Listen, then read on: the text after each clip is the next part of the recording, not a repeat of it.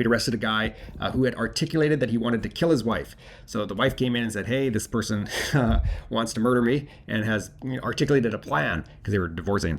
And so we said, hey, buddy, like, come in. So he actually showed up to the police station, which is crazy.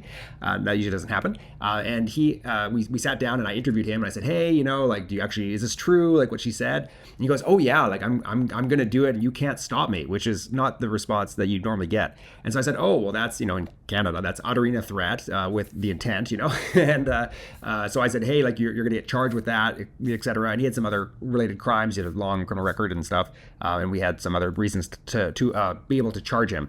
Let's leave it at that. And so in the interview room, he realized his mistake of coming to the police station and that we were actually going to hold him for court the next day. He thought he'd just walk in, talk, and leave, which is usually how it goes in Canada, to be fair.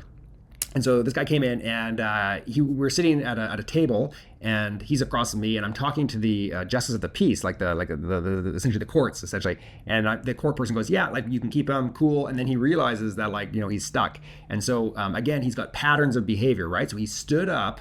Older gentleman, he stood up and he started yelling and screaming. And I'm a police officer. I'm in like my uniform and I'm sitting.